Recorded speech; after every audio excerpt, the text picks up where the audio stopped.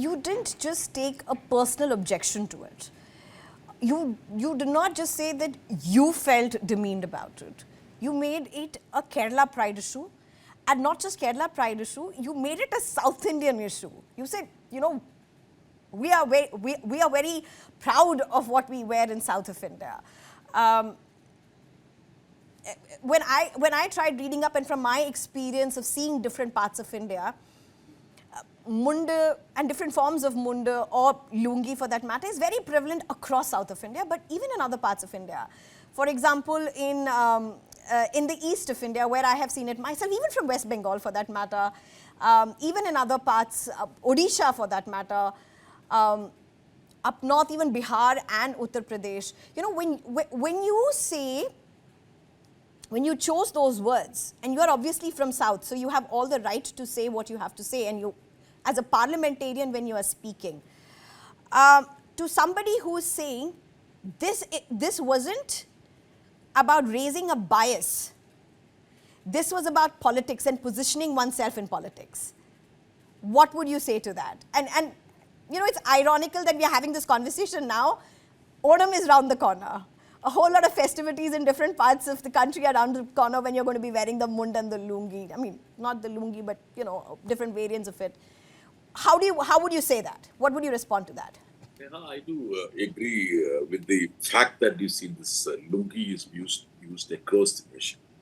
I have seen this lungi clad people from Uttar Pradesh, West Bengal. But mostly, I mean, if you look at the parliament, those people from the south only wear this dhoti. I have not seen anybody from the north coming with dhoti or what called munda. So normally southern politicians are identified with this dhoti. That's very clear. So this usage was made on the floor of the house, not elsewhere. And most of the South Indian states are associated with dhotis or mund, and they may be wrapping in a different way. Somebody may be tucking somewhere, maybe like Keralites just wrapping across. But when you see it as an attire, I always say it's a South Indian attire. And I recollect when Venkaiah Naidu was retiring as the chairman of Rajya Sabha, I had the opportunity to participate in that farewell. Now it's part of the records because anybody can look for that. I said one thing I admire about Venkaiah ji, I told him, is that he retained or rather enriched the southern culture. And I specifically mentioned about him saying that you have been identified with the Dravidian attire, spotless dhoti which you wear always. So that was something which was standing out. And I even mentioned about that in his farewell. Even our present Rajya Sabha chairman, many a time, come with a dhoti. So mostly the South Indian politicians are connected with, or rather they have this dhoti attire. See, Chidambaram has been wearing always dhoti in the house. Even his son Karthi has been coming, and I can see him in evening get-togethers in jeans and t-shirt. But diligently he make it a point that when he comes to the parliament he wears dhoti only. So maybe you are correct that this lungi or dhoti could be seen elsewhere, but in the political context or the context of the parliament, dhoti is associated with the South Indian politicians.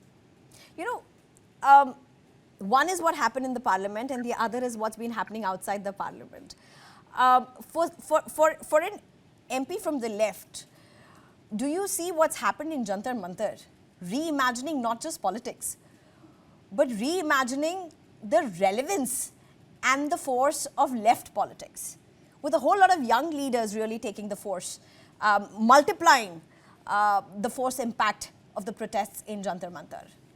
And you know, this at a time when left governments have shrunk.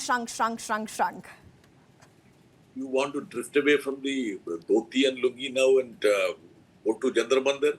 Why not? If you're okay with that, sir. I can tell you one thing.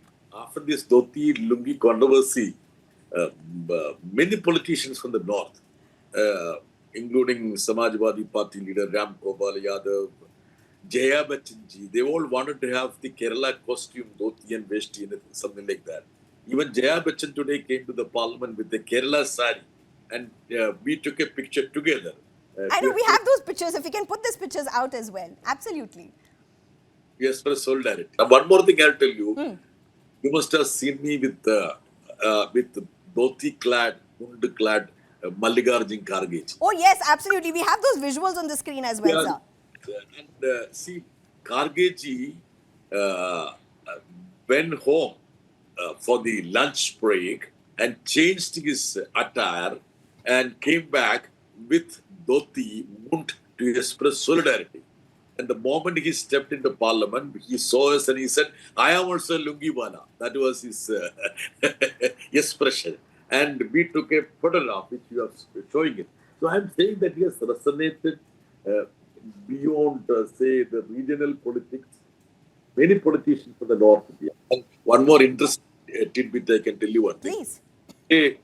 Abdul Wahab, Muslim League MP, came to parliament.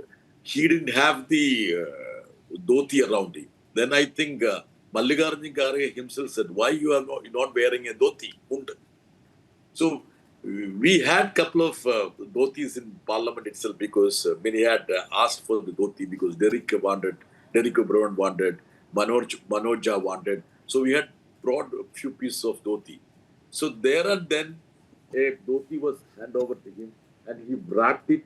He came to the house over his pajama. I feel that. And from there, a BJP member, Radha Mohandas Agarwal, very prominent BJP member, standing committee chairman also, he's from Uttar Pradesh, he wanted to have the dhoti. Then I told Abdul Wahab, please hand over your dhoti because it's an extra dressing for you today. You already have something beneath that. So he folded and gave it to Radha Mohandas Agarwal in the house itself when the proceedings were going on. This is an exclusive for Sneha, okay? So I'm telling you how it has resonated. So let me just come to the gender Mandar part. No, I think it's very interesting how a piece of clothing, Mr. Brittas, and we were having this discussion as well about how what you wear and what you eat often has been part of politics. But when you talk particularly about the lungi and that becoming part of the national discourse and politics, possibly has been for the first time